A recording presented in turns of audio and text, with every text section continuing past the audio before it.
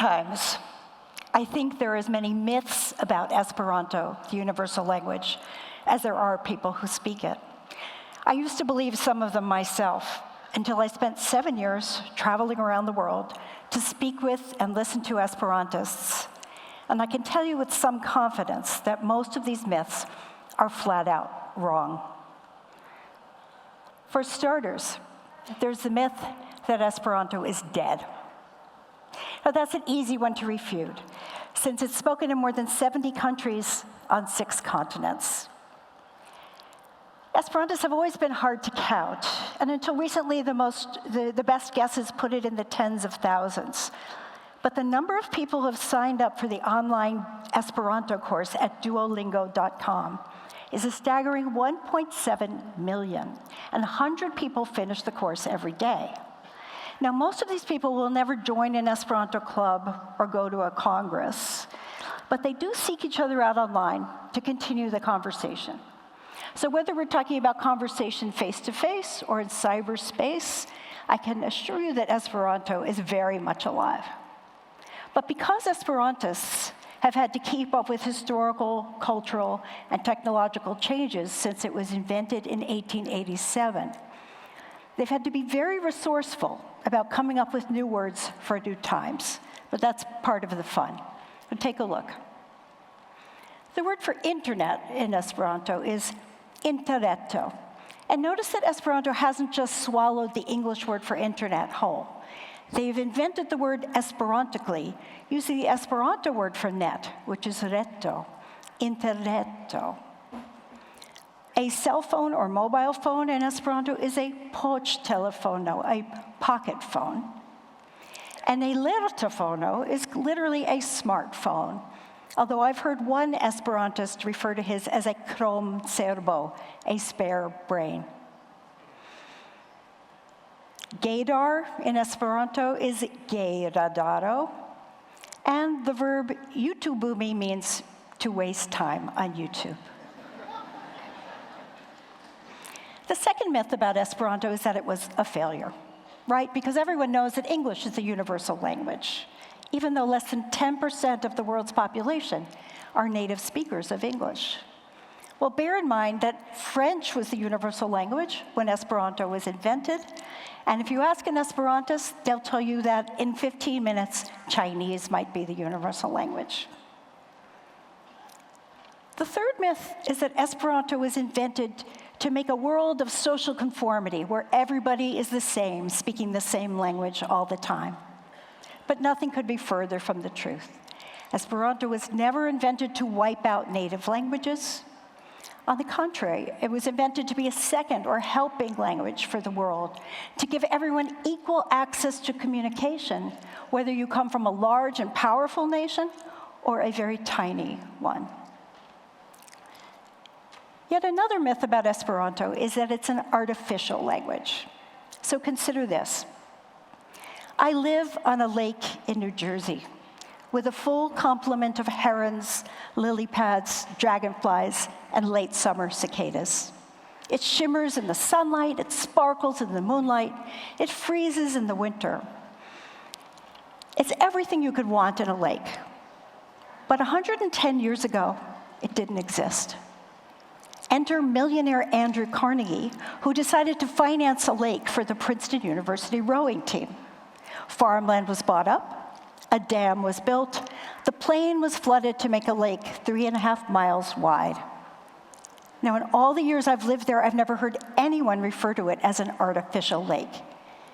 Then why do people refer to Esperanto, which is 20 years older than my lake, and everything one could want in a language, as an artificial language? Esperantists hate that label. And when I traveled around the world to speak to them, to Vietnam, Holland, Poland, Cuba, Uzbekistan, Turkey, and Brazil, I came to understand why.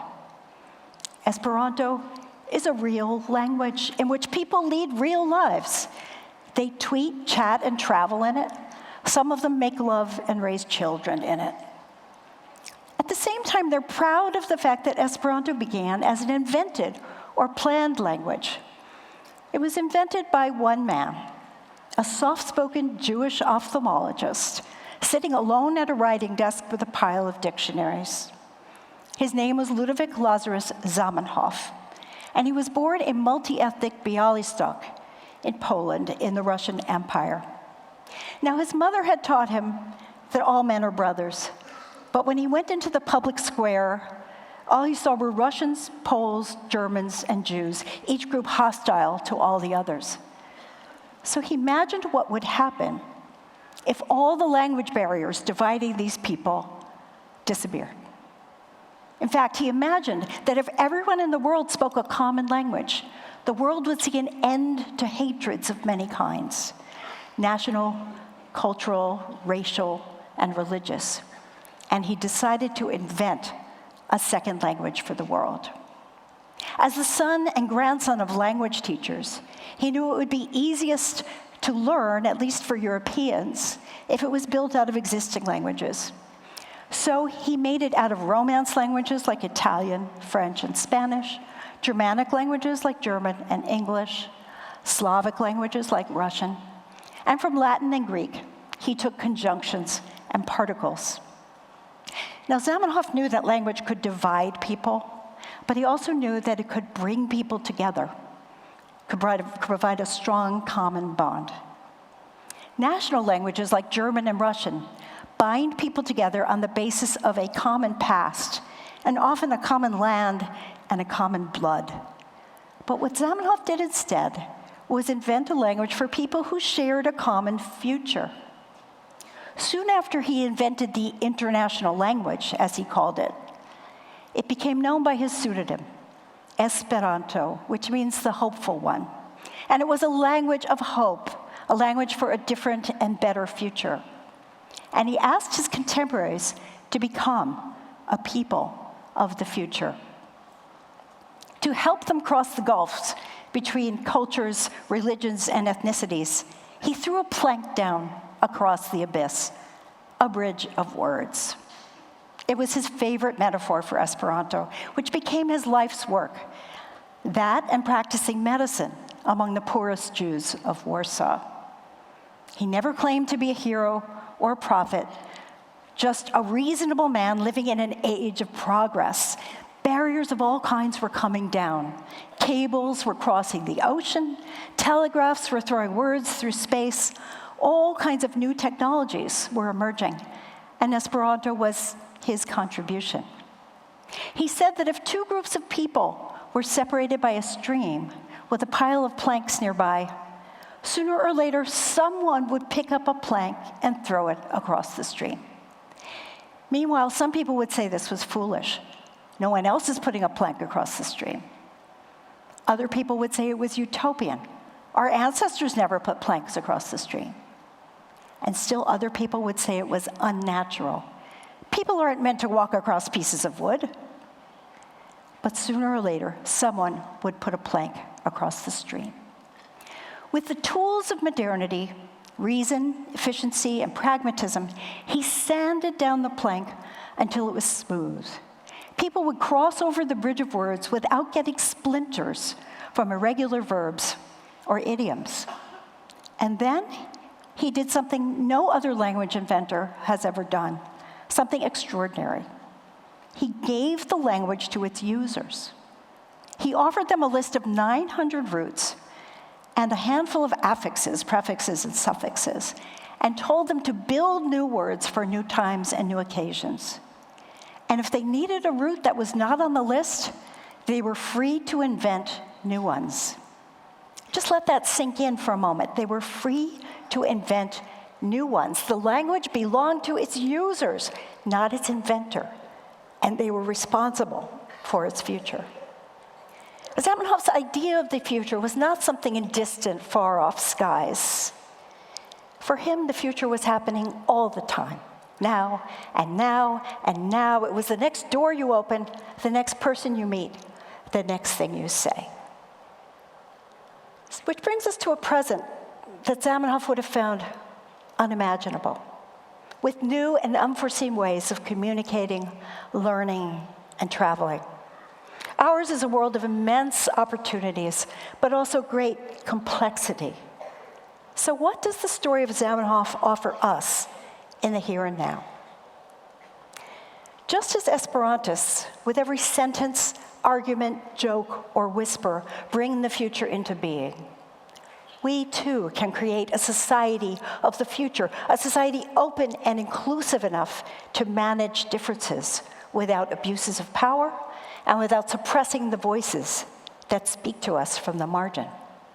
And just as Esperantists, with nothing but a common language, discovered their common humanity, we too can build a more humane future, and by building it, rebuild ourselves, getting rid of prejudice and bias, fear and suspicion, replacing it with openness and acceptance.